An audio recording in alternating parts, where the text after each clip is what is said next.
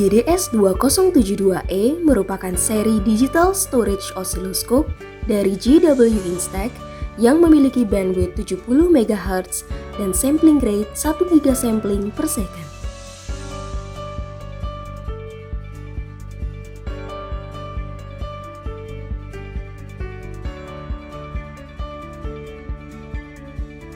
Salah satu fitur utama pada GDS2072E adalah fitur measurement. Fitur ini digunakan untuk menampilkan secara otomatis berbagai parameter pengukuran gelombang. Tampak di sini pengukuran peak to peak, tegangan maksimum, minimum, amplitudo, dan lain sebagainya tertampil secara otomatis pada layar osiloskop. Jika ingin menampilkan parameter pengukuran di layar utama osiloskop, kita tinggal tekan Add Measurement, lalu pilih kategori pengukuran yang kita butuhkan. Misalnya kita ingin menambahkan parameter RMS, maka kita pilih RMS, lalu kita enter menggunakan tombol Select. Maka, parameter RMS akan langsung tertampil di layar utama.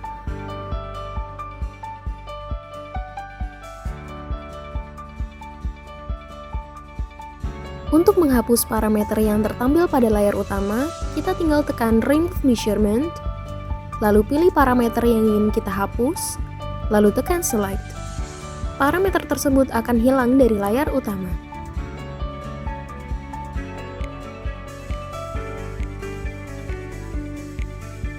Untuk menghilangkan fungsi yang sedang aktif, tekan menu Off.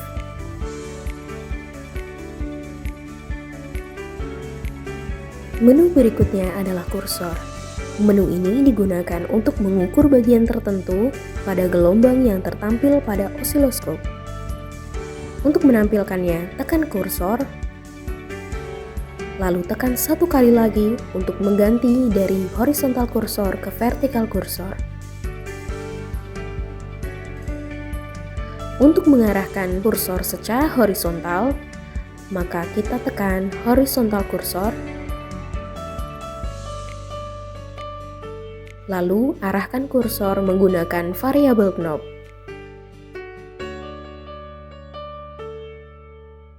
Kursor akan bergerak secara horizontal.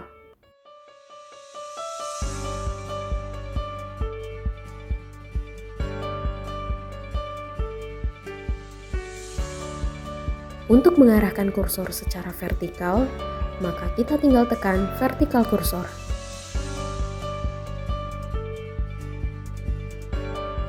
Lalu arahkan kursor secara vertikal menggunakan variable knob. Hasil pengukuran dari kursor ini akan langsung tertampil pada layar utama osiloskop. Menu berikutnya adalah menu Apps.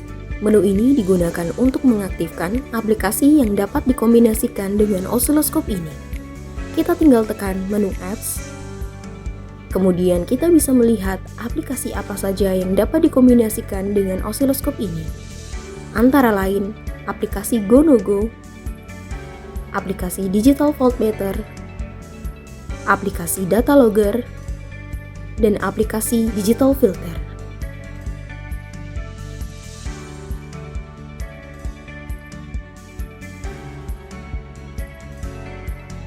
Menu berikutnya adalah menu Acquire. Menu ini digunakan untuk mengaktifkan mode akuisisi atau acquisition mode yang digunakan untuk merekonstruksi suatu gelombang.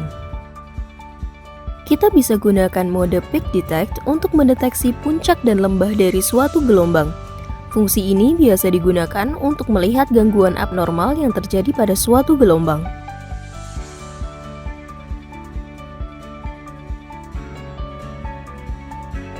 Lalu kita bisa menggunakan mode average untuk menghilangkan noise yang terjadi pada suatu gelombang. Kita tinggal atur nilai average yang kita inginkan untuk menghilangkan noise.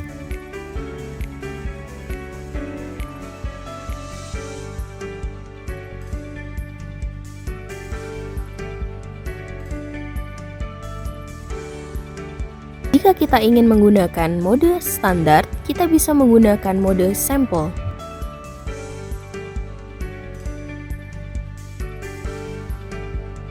Menu selanjutnya adalah menu display. Menu ini digunakan untuk memberikan beberapa pengaturan pada tampilan layar osiloskop. Kita bisa mengatur tampilan sampel dengan memilih fungsi dot atau vektor. Fungsi dot akan memunculkan titik-titik sampel, sedangkan vektor akan memunculkan garis bantu antar titik sampel. Tekan persistence untuk mengatur tingkat persistensi, yaitu waktu yang kita tentukan untuk osiloskop mampu mempertahankan bentuk gelombangnya.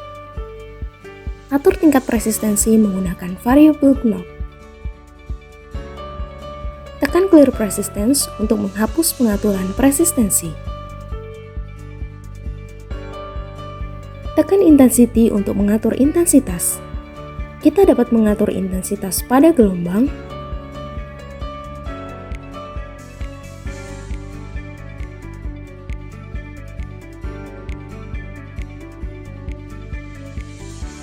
intensitas pada gradical atau garis ukur,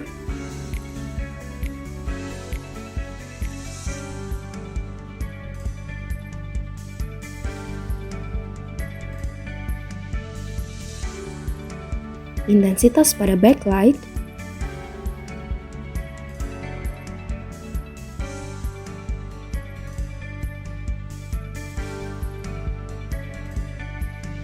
serta dapat mematikan atau menghidupkan auto backlight.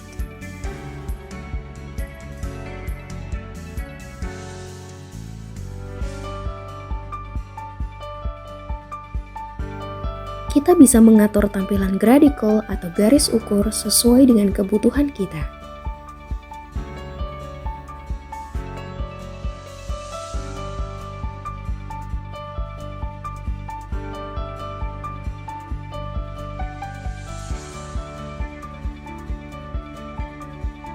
Menu berikutnya adalah menu help.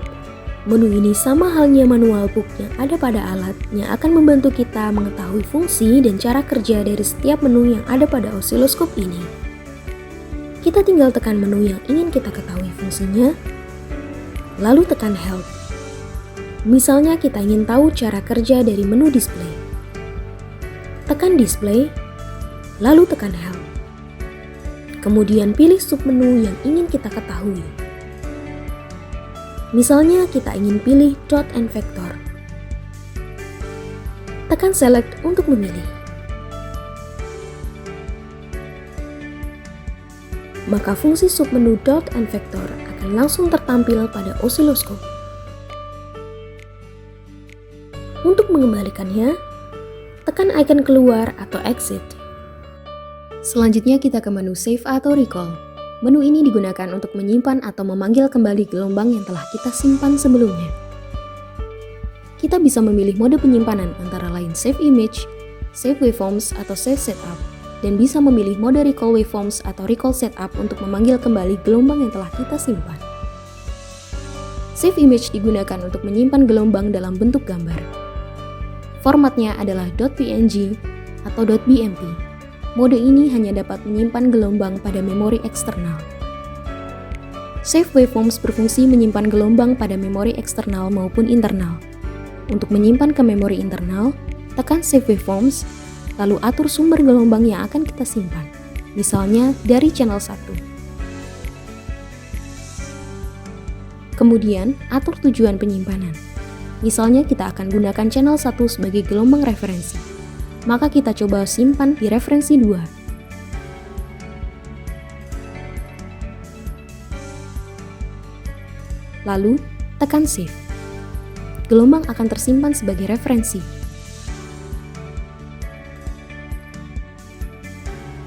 Untuk memanggil gelombang tersebut kembali, gunakan tombol referensi pada osiloskop. Tanda bahwa gelombang channel 1 sudah tersimpan sebagai referensi adalah tercatatnya tanggal dan waktu pada referensi 2.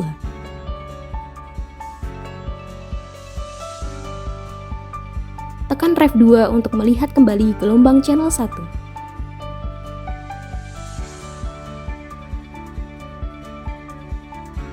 Untuk bisa menyimpan gelombang ke memori eksternal atau flash disk, tekan Save Waveforms, lalu tekan To File, atur formatnya LSF atau CSV,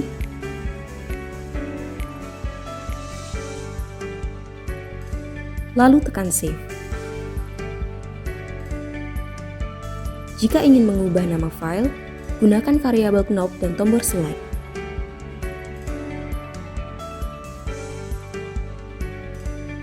Jika sudah, tekan Save Now.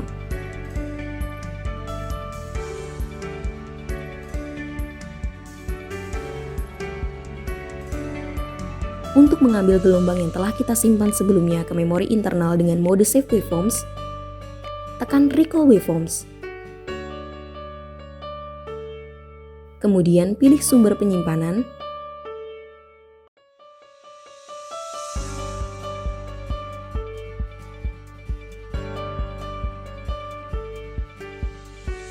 lalu tekan Recall Now.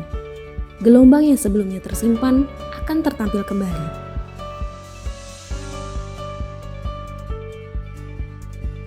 Menu terakhir adalah Utility. Menu ini berfungsi untuk melakukan beberapa pengaturan terhadap sistem osiloskop, seperti melakukan pengaturan bahasa, melihat informasi sistem, mengatur tanggal dan waktu, mengatur mode save dan print, mengatur perangkat yang terhubung ke osiloskop, mengatur input-output, serta mengatur frekuensi pada probe.